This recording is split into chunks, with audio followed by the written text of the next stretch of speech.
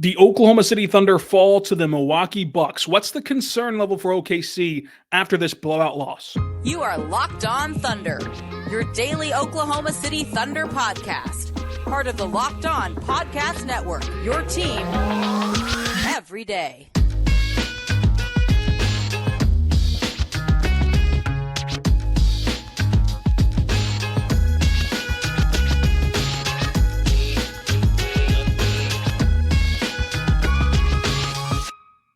Let's get it going on the Locked On Thunder podcast, on the Locked On Podcast Network, your team every day. I am your host, media member, and lead beat writer for InsideTheThunder.com, Rylan Stiles. Follow me on Twitter at Rylan_Stiles. Follow the show on Twitter at LOThunderPod. On today's show, we're diving into the Oklahoma City Thunder falling to the Milwaukee Bucks. Did the Thunder get exposed in this game? Is there a concern level about this Thunder team after this game in Milwaukee? What's going on with SGA and what to take from this game? Today's show is brought to you by Prize Picks. It's the easiest and most exciting way to play daily fantasy sports. Go to prizepicks.com/LockedOnNBA right now. Use the code all lowercase LockedOnNBA for a first deposit match up to $100. So the Thunder get blown out by the Milwaukee Bucks. And is there any concern in that fact? To me, I don't think that you should be overreacting to this game. It simply comes down to we have a much larger sample size of the Thunder being an elite team than we have of the Thunder being a poor team. In fact, the Thunder only have 8 double-digit losses this year. This is only their third blowout loss. It's considered a blowout if you lose by 20 or more points. For context, Dallas has 19 double-digit losses. That's from Andrew Schlecht of The Athletic on the show last week. Go back and listen to that as well. So when you really look, this is just life in the NBA. You're going to get blown out sometimes. You're going to have matchups that are better for you and worse for you. And the Milwaukee Bucks have the ingredients to make life hard. Every team around the NBA, whether it's Boston, Denver, Houston, Portland, whoever, Detroit, every team has strengths and weaknesses, and they have teams and they have formulas to make life hard on them. Some teams have pretty much do anything. Just roll the ball out there and you're going to beat the Pistons.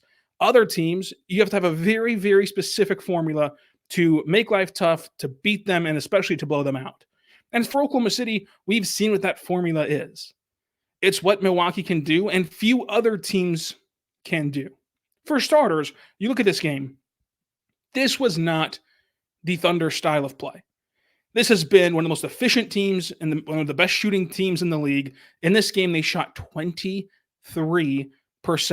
from three. The Thunder forced 16 turnovers. However, they turned it over 12 times themselves. The Thunder were out-rebounded by 20 rebounds. The Thunder lost points in the paint by 26. They typically win that category. They lost it by 26. The Thunder typically dominate fast break points. They lost that by 5. The Thunder lost second chance points 21-13. But at the end of the day, the Thunder did not get to play their style. They did not get to run in transition a ton and capitalize on fast break points. They did not shoot lights out from 3, and they did not score inside the paint. And so when you don't play the way you're designed to play, of course you're going to look bad. And credit to the Bucks. They did not allow them to get a step inside that paint, much less score from there.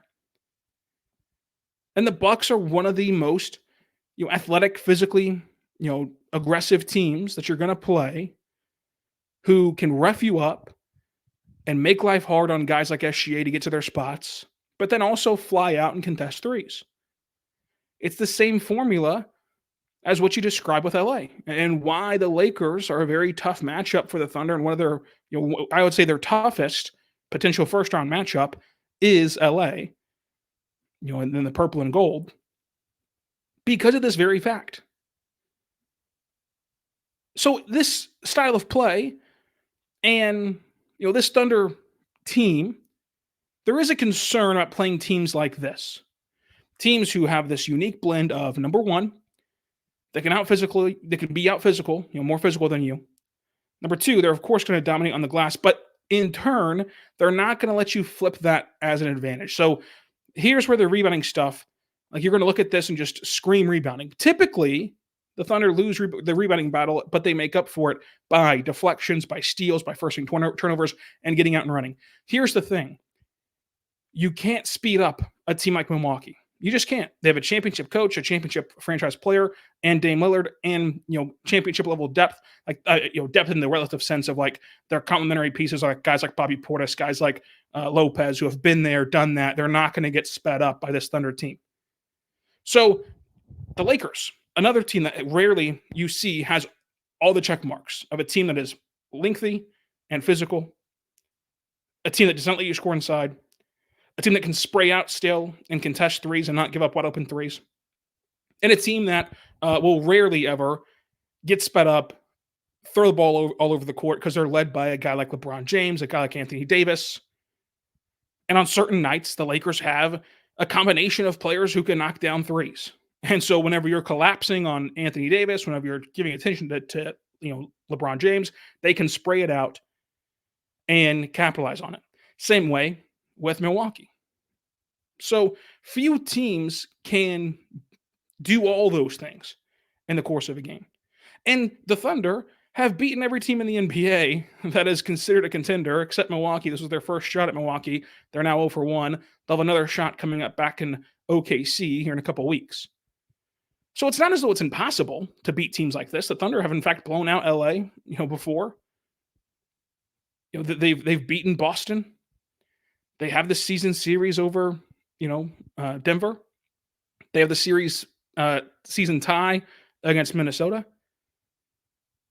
So this style of play, while not, infallible, it's also produced a lot this year. And it has came up big more often than not.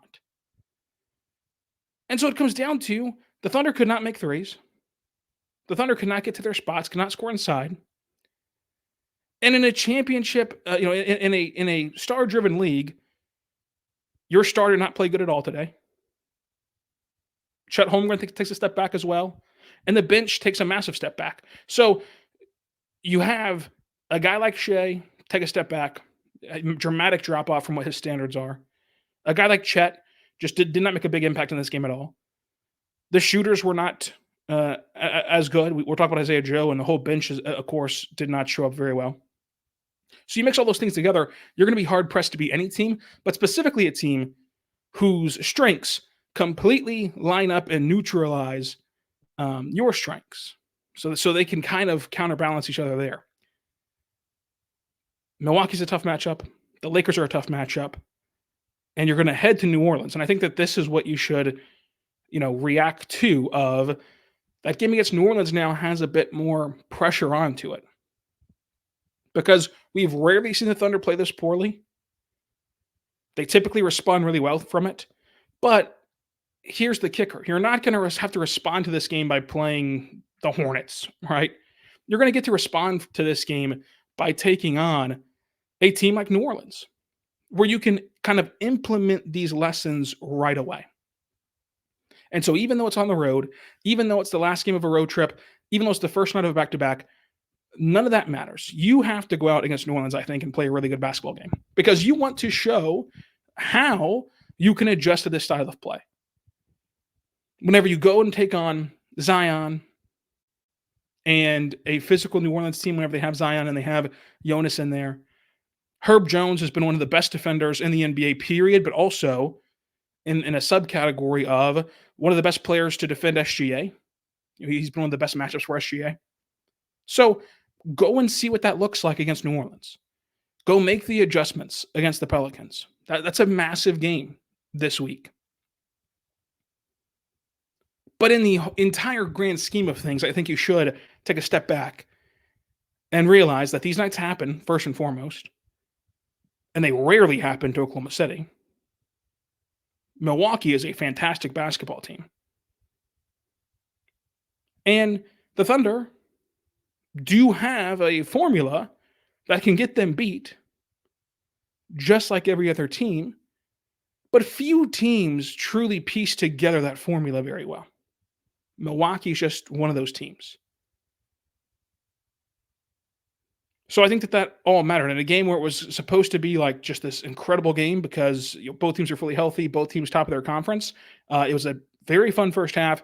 Second half slipped away in a big way, and the Thunder have a chance to respond. Like that's the most interesting part of all this to me.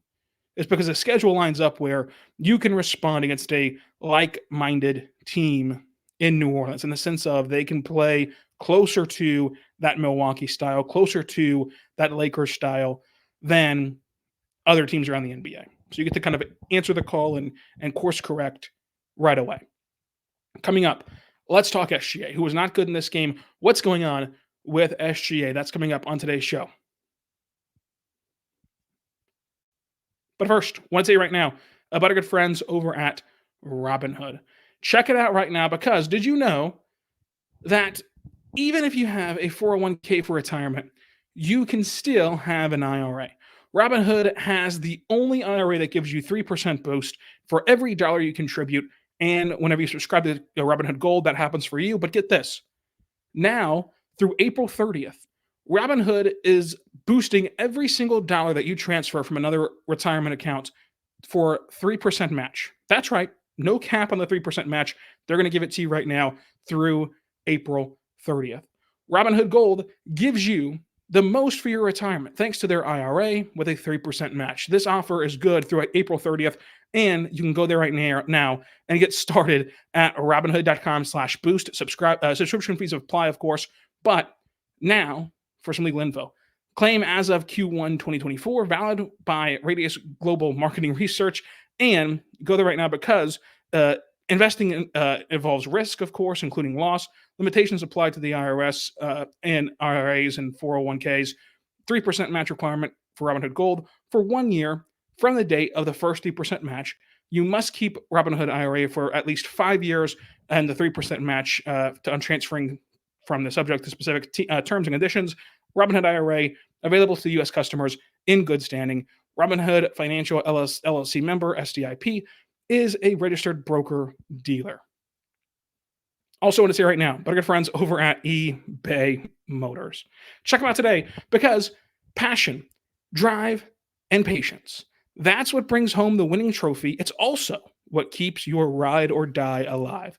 eBay Motors has everything you need to maintain your vehicle and level up to peak performance. From superchargers to roof racks to exhaust kits to LED headlights and more. Whether you're into speed, power, or style, eBay Motors has got you covered. With over 122 million parts to choose from, your number one ride or die can keep on cooking, and you can get exactly what you need with the guaranteed fit.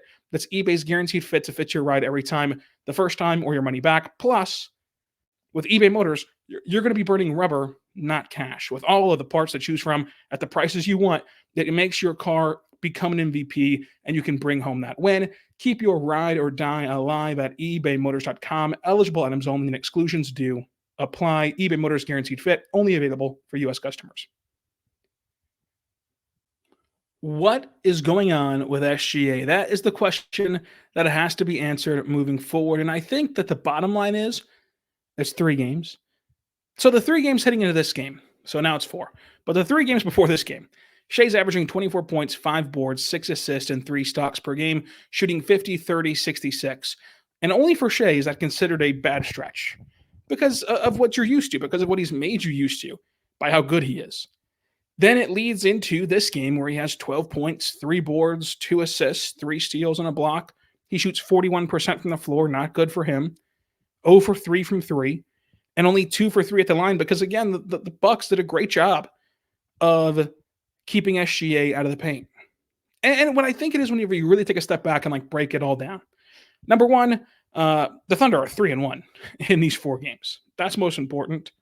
The Utah game, it was just a fine game in the sense of like there was no reason to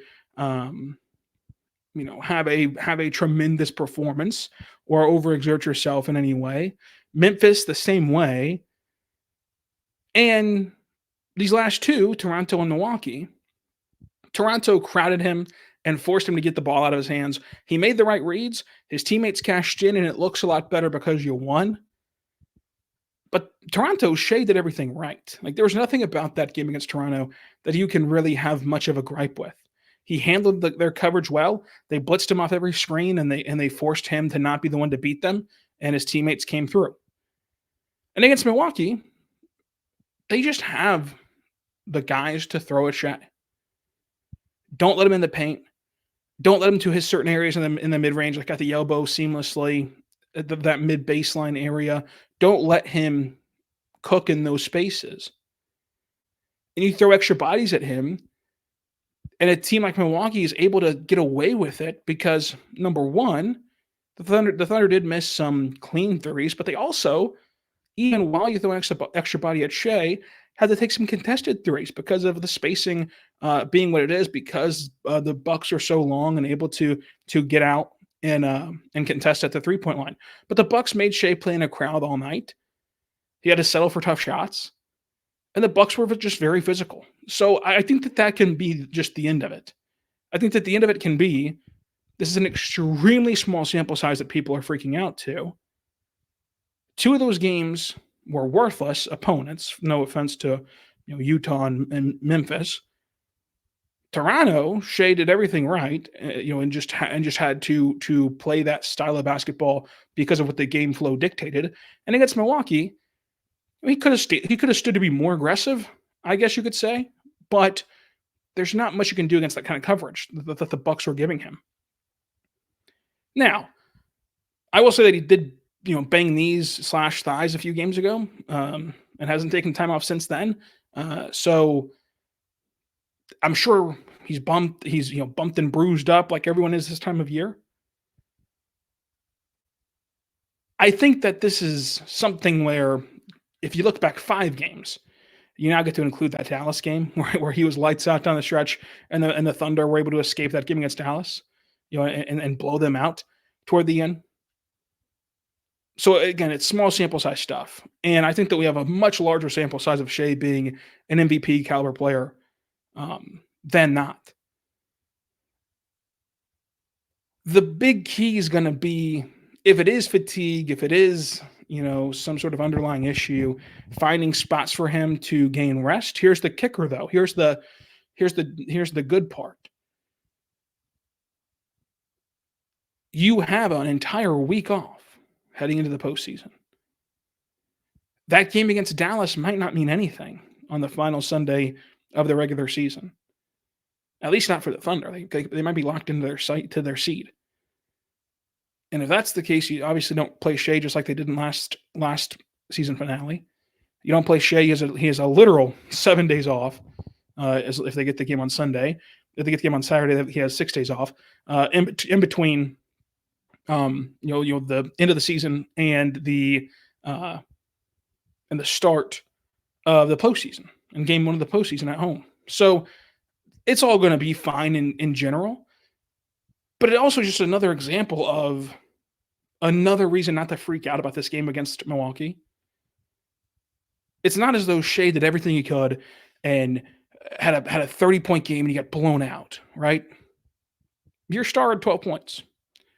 Chet Holmgren made 1 field goal attempt. The game sometimes is that simple. You're not going to beat a team when Shai scores 12 points and Chet scores 6. You're just not. And, of course, the Bucks deserve credit for forcing that to happen. But this was nowhere near either one of those guys' typical level. And Chet went 0 for 5. We've seen him go 3 for 5. We've seen him go 4 for 5 from 3. We've seen him shoot much better. And those things add up in the long haul. So Shai didn't get to 31 tonight. He got to 12, and the Thunder got blown out. I think that it's interesting, these last 4 games, but I don't think it's any reason to panic or to think that anything's gone awry. I think that it's just a case of a couple uninspired opponents. Maybe this knee thing, maybe this knee thigh bump, of course, can't feel good. But you kind of have to still remain confident or remain, eager about the postseason because, number one, if it is a fatigue / physical thing, Shai gets a whole week off. And number two, if this is the kryptonite for the Thunder, is the Milwaukee Bucks, you're not going to play them until the NBA Finals. So don't even worry about the Milwaukee Bucks. If your kryptonite is the LA Lakers, I think that the Lakers, are a lesser version of the Bucks in the sense of you can beat the Lakers. It's going to take 7 games. Like, I think that right now, if the postseason draws out this way and it's Thunder versus Lakers, I would pick the Thunder in 7 games. And it'd be a grueling 7 games. But there's still, even after this blowout loss where everybody might want to be a little hostile, it's still anyone's Western Conference. The Thunder can still beat anybody except for when Shai scores 12. And that's just a no-duh thing. Jokic can't go score 6. Jamal Murray can't go score 10 and expect the Nuggets to win. Jason Tatum and Jaylen Brown can't go out there, and combine for, 20 points. It's a star-driven league. 2 of your guys didn't show, in their typical sense. I'm not too concerned at all about what's happening. I think that part of this ties into what we talked about all year long. After these losses, a vast majority, especially of the local fan base of the Thunder, they are football-oriented, football-minded. Football's their first sport and the sport they care about most. And so they want to react game to game, and they want to react in the moment and think that, like, this loss is just some dooming thing because you're preconditioned in football, especially college football. Like, a loss does end your season. A blowout loss especially ends your season. That's not the case in the NBA. This can be a multitude of things. And there is some concern about, like, when you play a team like Milwaukee or the Lakers, your life gets incredibly hard, and you might be, if you don't have a hot shooting night, let's say against either one of these two teams, like your bench and your shooters, like, let's say Kaysen, Joe, Wiggins, Dort, let's say that these guys don't shoot well from 3 in those series, then yeah, you're not gonna compete with these teams because you're gonna need that to happen. Plus, you're gonna need your stars to play well. But that's not revelatory. Like, any team in the NBA is going to head into their postseason series saying, need the shooters to shoot well, need the stars to play well. That's the simple formula for most teams in the NBA. And the only concerning part is what happens in the postseason when the game slows down, when the teams get better, and when you can't speed up teams and catch them off guard and fluster them. Because the Bucks are not going to get flustered. Dame, Giannis, you switch on them, you crowd them whenever they drive and swarm them. They're not going to get flustered and out of whack. LeBron, AD, they're not going to get flustered and out of whack. So where do you find your new advantage in that case? But yes, I mean, now once you add in this 4th game, the stats will even go further down for Shai, away from the great heights he's typically at. But I would not draw from a ton from this. I think that he can easily go out there against New Orleans and put up 30 on 50% shooting and lead the Thunder to a win easily, because that's how good he is. And I think that the game against New Orleans, number one, matters just for the Thunder to get another data point on playing a team that can play a similar style to LA and to that form that we've been talking about all day. But also, it's a big game because I think that the MVP is on the line against New Orleans. Like this has been a quote unquote bad 3-game stretch in the relative sense of what MVPs typically do. The games only get bigger from here. And so you still are not completely out of the MVP race. If you go out there and dominate New Orleans and you just have a rip roaring into the season, you dominate New Orleans, you beat Boston, you beat Milwaukee on the second chance you get to play them. You beat Dallas to end the year if you need that game, if that game's important. Like this narrative can quickly flip in 2 weeks. But you go out against New Orleans and you have another clunker or another game where it's like, it's not a typical Shai game.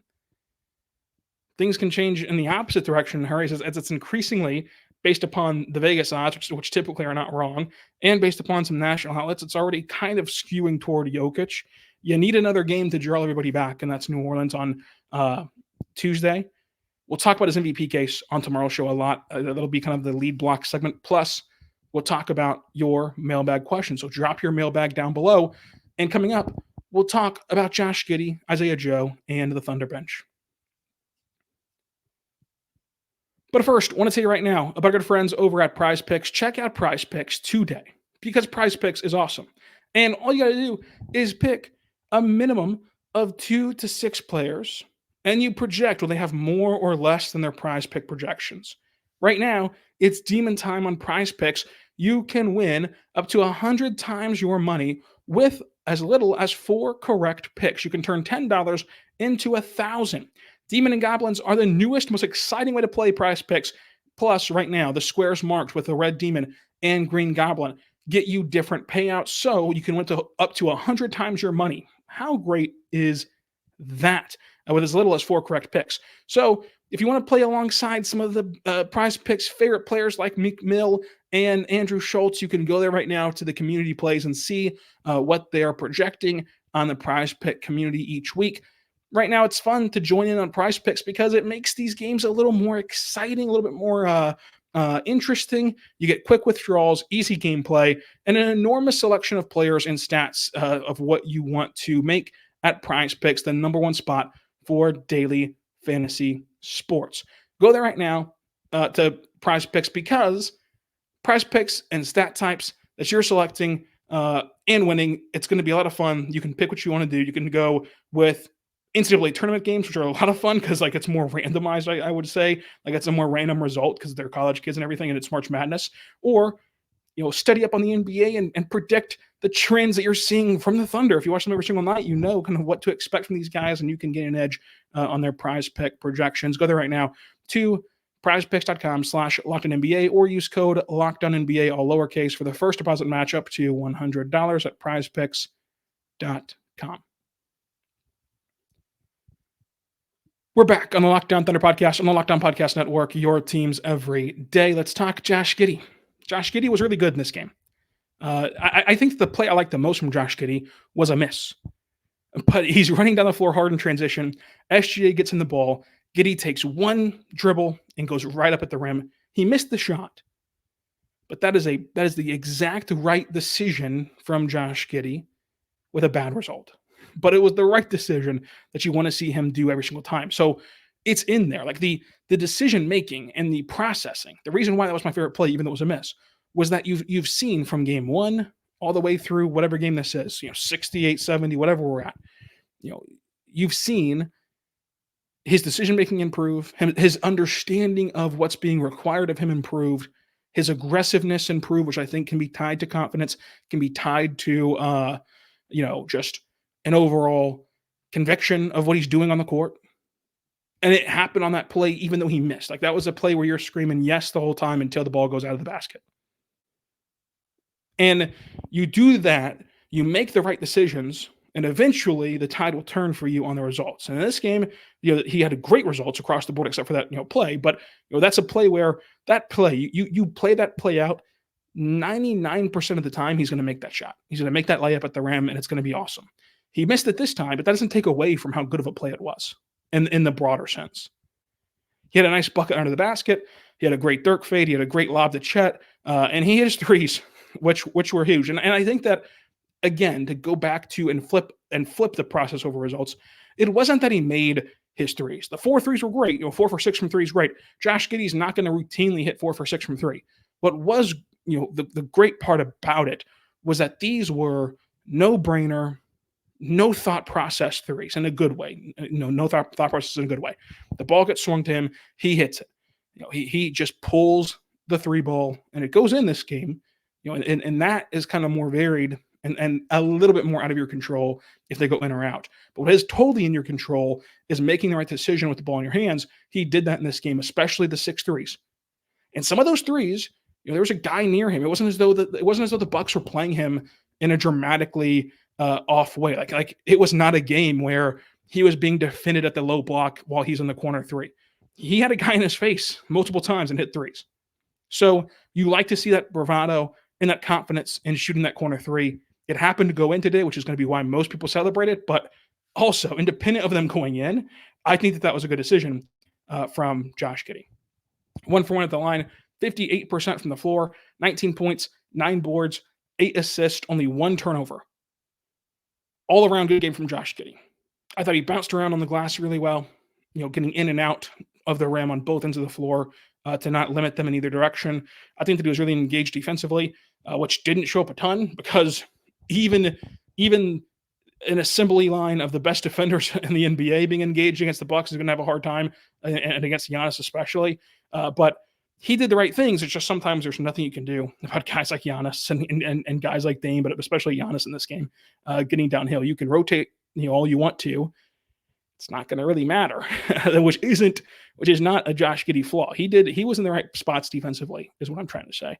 And offensively, we've gone over how he looked much more in control, much more confident, and just much better. So I think this was a really good game from Josh Giddey.